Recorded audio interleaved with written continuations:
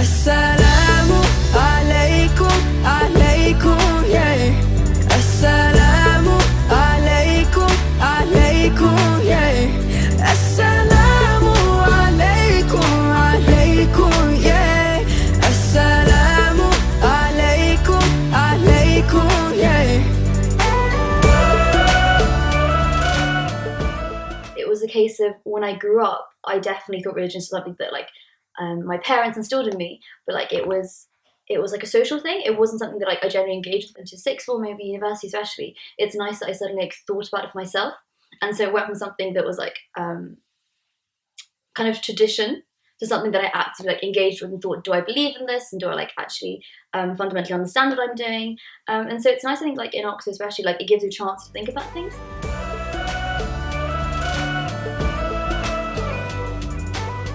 Pray 5 times a day. This functions as a reminder that there is a life beyond this material world. So you have to be very careful about what you do, what you think about people, and so this really like gives it totally different types of perspective. It's quite complex, and I don't want to oversimplify it. But personally, it comes down to believing in one God and praising Him, and being a good person.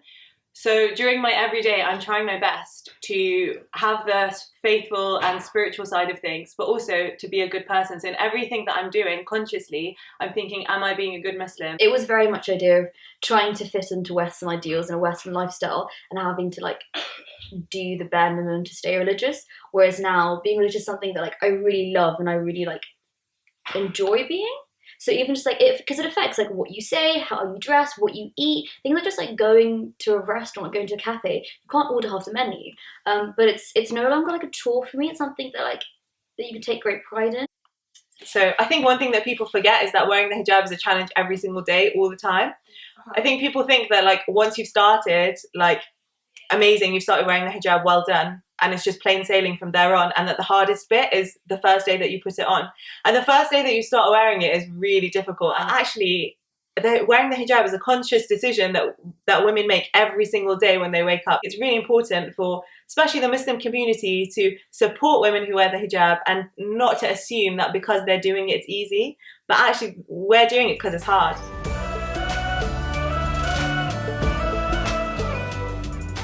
I spent so long trying to fit into Western ideals of like how to live your life, how to dress and everything. And then suddenly I got to, I think, the beginning of university probably, and I realised that religion gives you a reason not to do that. It gives you permission to basically do what you want and have the choice like to dress differently and like not to conform with society. There's that sense in Islam, like you call your fellow Muslims your brothers and your sisters, and there really is that sense of family. So proud to be part of this community, and for me to be wearing something so visible, telling anyone who sees me, they know that I'm a Muslim woman, and that to me is amazing. One is that if you do something with the sincere intention for the sake of Allah, it counts as an ibadah. So this can be working to provide for your family, this can be studying or learning or taking care of your child. So actually, as long as you have the right intention, that means you are actually serving Allah, serving His deen, and you're doing ibadah.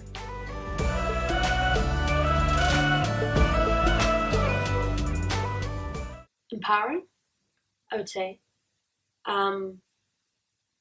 especially in the last like 5-6 years, with the coverage in the media, with all this bashing of Islam and what Islam, teaches and how it oppresses women. I'm a clear example of how it empowers. In times where I've kind of felt a little bit insecure in my hijab, I'm not going to lie, it's not all sunshine and flowers. It's really difficult, like covering yourself.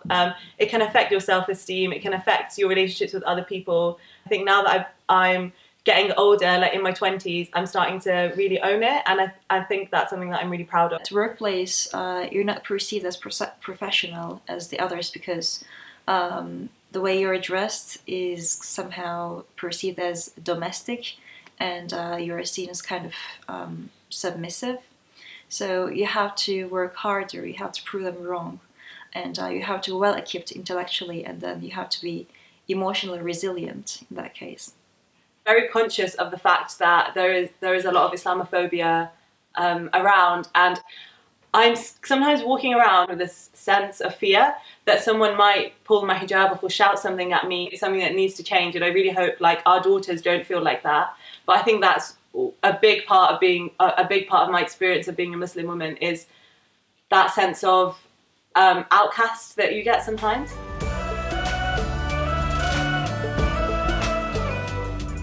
So modesty is not just the outward appearance, it's also how you see yourself and how you, to some degree, respect yourself. As a reminder to yourself that your body is just a transient thing that is going to last just in this lifetime. And because we believe God's told us to cover our body, so we're doing what God has told us to do. It's our soul that we need to work on and try and make our soul the best it can be. Just the idea that you're doing something because of your faith in a greater being, or just because like you learn to restrict things you want to do, like that sense of obedience is such an important feature. Modesty is, I'll give you an example. So how I would see modesty is how I would behave and speak and conduct myself in a setting where I'm with my parents, versus how, or would I change that when I'm around, so for instance, my friends?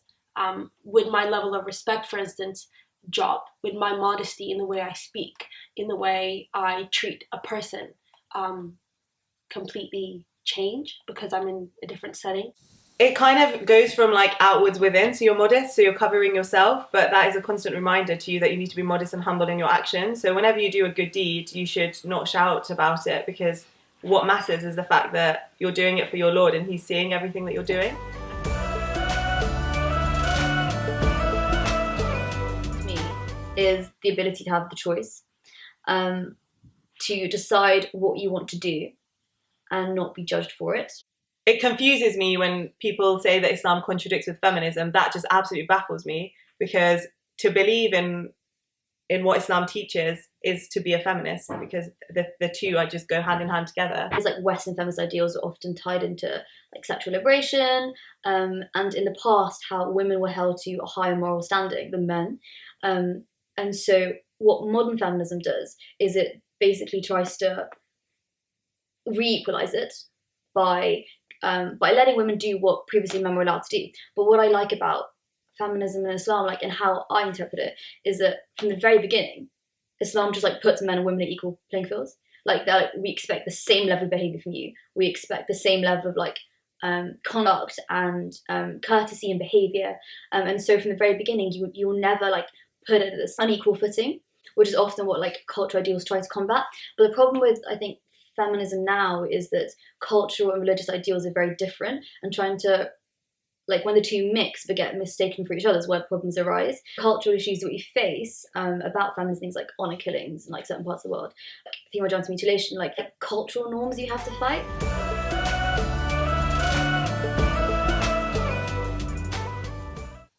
You're already in everybody's eyes, so give them something to talk about in the most positive light.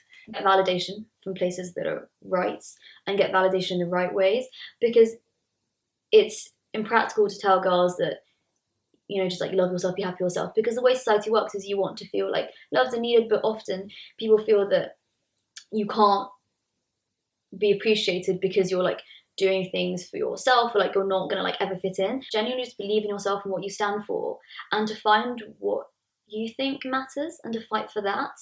I would say that she should get ready to claim her own identity. And for doing this, she needs to explore her faith. She needs to learn about the history of Islam. She has to read about the biographies of some very influential female figures in Islam. Listening to a talk on YouTube, and it's about self-esteem and body image and that kind of thing. And I think these are really important issues which a lot of Muslim scholars don't speak up about, but I really rate him for talking about it, because we need to be open about these things. He was talking about how your self-esteem should be based on your relationship with God. You know, as Muslims, that if we strive to be the best person we can be and to treat others with love and care, that God will love us. God showers love on those who love His creation.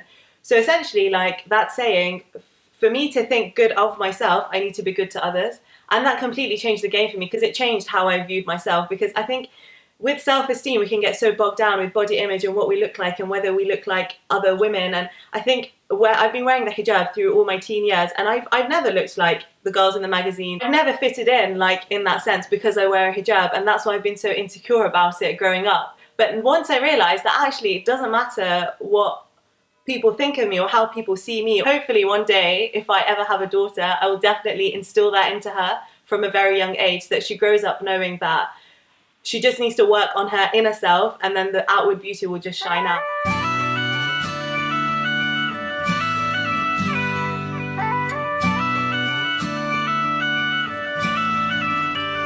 You can try to turn off the sun, I'm still gonna shine away, yeah, and tell everyone